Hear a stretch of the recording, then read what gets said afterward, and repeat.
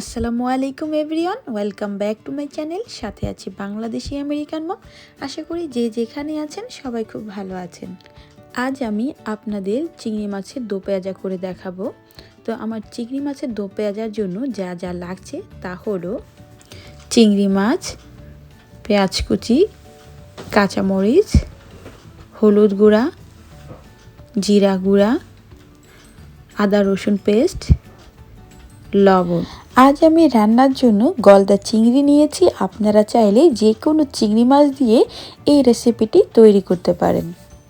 আমি রান্নার জন্য ফ্রোজেনের চিংড়ি মাছগুলো নিয়েছি, আর প্যাকেটের ভিতরে মাছগুলো রাবার দিয়ে এইভাবে আটকানো ছিল। তো মাছগুলোকে স্বাভাবিক প্রক্রিয়া আনার জন্য প্রথমেই আমি 10 মিনিট পানিতে ভিজিয়ে রেখেছিলাম। এরপর একটা সিজারের সাহায্যে রাবারগুলো থেকে মাছগুলোকে ছাড়িয়ে নিচ্ছি। এরপর মাছের পাগুলো আমার কাছে ঝামেলার মনে হচ্ছিল, তাই পাগুলো আপাতত ভেঙে এক সাইডে রেখে দিচ্ছি। এরপর আমি মাছগুলোকে মাঝখান দিয়ে চিড়ে ভালোভাবে ফাঁকা করে ভিতরের ময়লা পরিষ্কার করে নিচ্ছি এবং মাথার অংশে যেই ময়লার একটা পুঁটুলি থাকে সেটাও পরিষ্কার করে নিচ্ছি।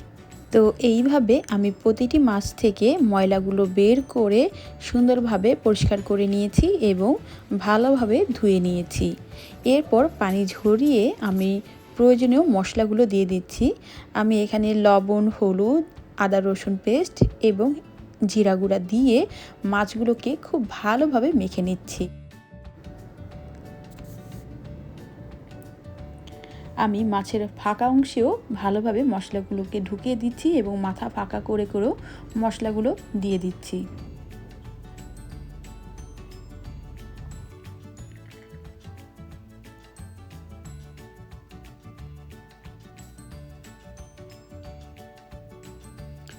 এরপর বাকি মশলাগুলো দিয়ে আমি আবারও মাছের খোসার উপরও মশলাগুলো ভালোভাবে লাগিয়ে নিচ্ছি।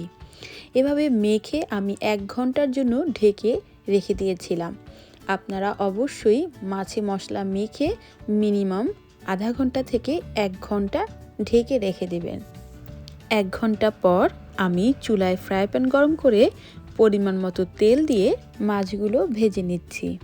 মাছগুলো ভাজা হতে হতে এই ফাঁকে আমি বেঁচে যাওয়া মশলাগুলোতে মাছের পাগুলোকে মেখে আলাদা করে রেখে সেই একই মশলায় পেঁয়াজগুলোকে ভালোভাবে মেখে নিচ্ছি। এরপর আমি আমার স্বাদ মতো কাঁচামরিচ দিয়ে দিয়েছি। আপনারা চাইলে আরও বেশি বা কম দিতে পারেন। পেঁয়াজ কাঁচামরিচগুলো ভালোভাবে মেখে রেখে দিয়েছি। এই ফাঁকে মাছগুলো উল্টে নিচ্ছি। মাছগুলো এপাশ ওপাশ উল্টানোর পর পেঁয়াজগুলো উপরের দিকে দিয়ে আবারও কিছুক্ষণ ভেজে নিয়েছি।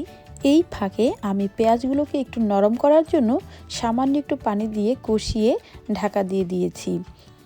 আমার পেঁয়াজগুলো নরম হয়ে এসেছে এবং তেলগুলো উঠে এসেছে এবং রান্নার পর দেখতে ঠিক এমন হয়েছে। তো সবাই ভালো থাকেন। আজ এই পর্যন্তই। আল্লাহ আপনাদের ভালো রাখুক। পরবর্তী ভিডিও দেখার আমন্ত্রণ জানিয়ে আজ এখানেই বিদায় নিচ্ছি। আল্লাহ হাফেজ।